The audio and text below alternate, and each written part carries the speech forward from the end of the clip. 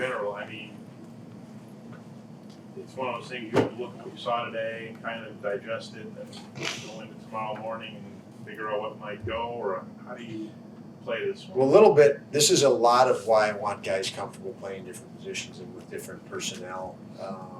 We have a decision to make for tomorrow's lineup, but yet we have to have peak performance in practice today, so we don't want any negative psychology coming in with even our own players. And so when you look at the practice, that's factored in. We don't need to get to our lines for tomorrow. Our guys there's many higher priority things to emphasis in that practice today rather than actually who's playing with who. So we needed their attention somewhere else, and within the details of what we did and some of the stuff we talked about, showed video before practice, talked about before practice, going into the practice, that were high priority compared to who's playing with who. Do you like having a longer road trip like this early in the season just to get the guys together, get them out, maybe get a guy like Blavushkin, let him get to know everybody a little bit better? Do you like having it early in the year? Yeah, I like the potential of it for the reasons you have that camaraderie. Much like we saw the other night, we need to be challenged. We do not. Unfortunately, you can't take over where you left off last year. We were in a pretty good groove and a pretty good sync last year. Things started to feel easy only because of all the work the guys put in. Now we got to put that work back in because it all went away. And so we're starting to, with a younger team, you kind of learn that you don't just flip a switch when you come back in October and it all works like it did in April. So this, I'll judge this trip about, not the camaraderie and team building, but how well we work toward that initiative. And there's going to be, you go into 4 different buildings that are tough buildings to play in. It's a hell of a challenge, and we need to be challenged because we're nowhere near where we were in rhythm and sync like we were at the end of last year. But from the camaraderie standpoint, it's always nice to get guys on the road, even the coaches. It's just you and nobody else. It's your 23 guys and the staff, and all day long together is a real bonus. What was your thought on the first 2 games for Dahlin? I mean, 25 minutes a night, he's engaged, he's scored in both games.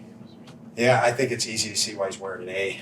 And when you watch those 2 games, he's feisty and competitiveness went through, and his expectation to score, and to get the results of success, and that's a key difference. He has a better sense of objective of how to go about that, and not compromising defending. Not the old saying is cheating for offense.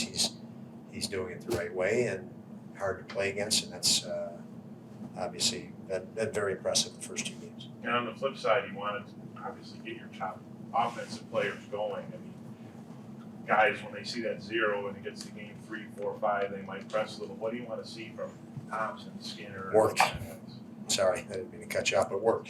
Just work. Work through it. I talked to the guys this morning that you don't anybody sway and think and convince yourself that you're down on confidence.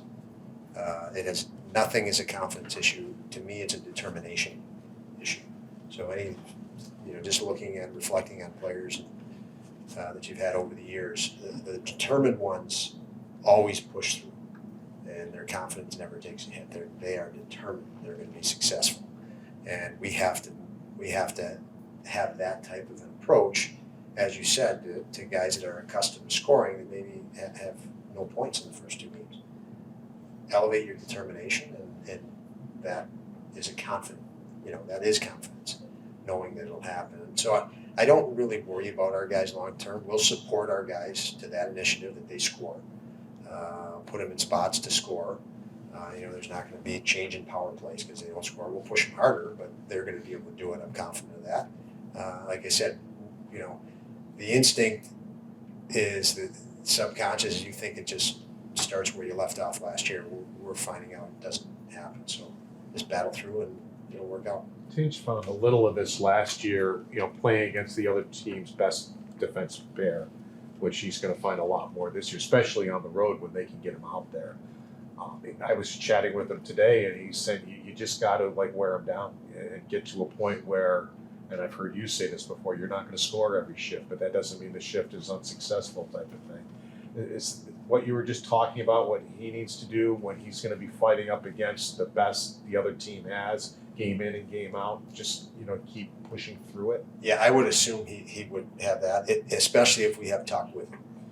There's a if you split Tuck and Thompson up on lines, that I would think be a little bit more of a juggernaut for other teams. Where they might put their top pair in D. But when they're on the same line, it's an easy choice for me. If you're the opposing team, you're just going to put your top D pair against the two of them. So, but yes, I think Tomer, that's the area of growth that young players and inexperienced players have. That's experience, gaining experience. Most young players, you jump over the boards and you're just trying to score. But you have 20 shifts in a game, you can't score 20 goals. So stop trying to score. Actually, read a play and figure out what needs to happen in this particular play. That's playing efficient, where you start to wear on the other team instead of wearing yourself up. And just looking at the game the other day, there were lots of little increments in the game that we showed some on film where we did things that will eventually wear us out, and they were our decisions. Just pressing for offense, cheating. It's unnecessary, and we'll work as we did a year ago. That'll clean itself up, and we'll be more efficient and effective because of it. Tomer knows that because he's faced the best last year, and he knows he's going to have to do that again this year if he wants to score. This is game 3, so most of the time everything's going to be about you guys.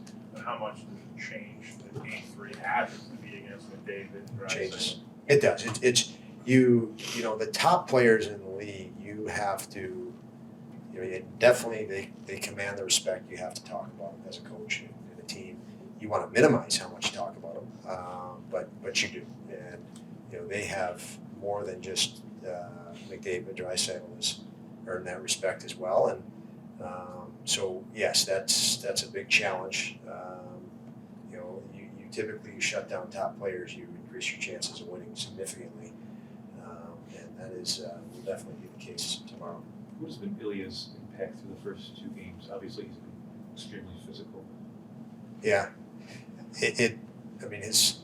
he's a great team guy behind the scenes. I think he gives the group around them more confidence, more security, because he is willing to play. He plays with a lot of bite and grit, and that is seen and felt by the rest of his teammates. You can see it on the bench, you can feel it on the bench. So, we want him to be as physical as he wants to be.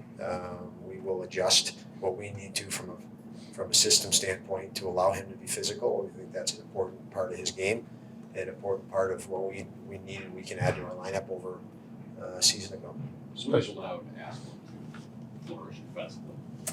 He has made himself a more intelligent player. Back again, I hate to keep saying it, but he has become more efficient by virtue, more effective. He knows and reads situations better. He knows that 30 seconds into a shift, you got to make different decisions because fatigue's a factor. He knows maybe that his 2 defensemen behind him need to get off because they were on the ice for 40 seconds when he got on. So his decisions are based on that rather than trying to, toe drag a guy and make a move while 2D are changing behind him.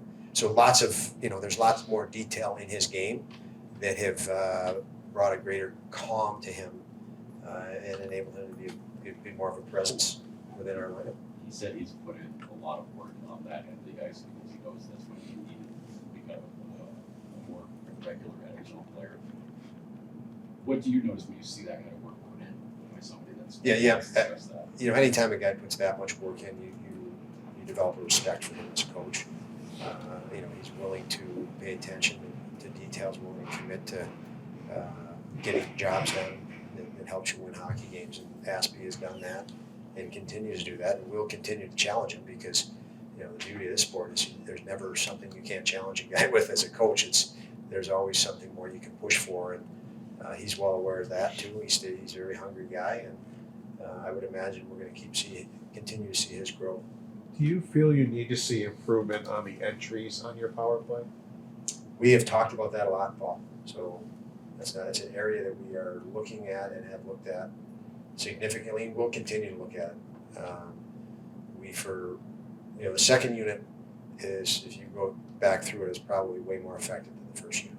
First unit is lots of times you're trying to rely on your own skill because you have confidence because of your skill, and it's counterproductive at that point. We've got to enter that zone more methodically, and our second unit has done a better job, I would suspect, than our first in that. Don, your first answer today talked about the importance of performance level in practice and being ready for games. Do you think that today's player is a little more aware and in tune with the importance of practice and self-evaluation in practice to be ready for the next game? I bring it up because Craig Anderson talked to us last week. He was very open about how he was very unhappy with one of his own practices right before the season started and then managed to get back in a good place.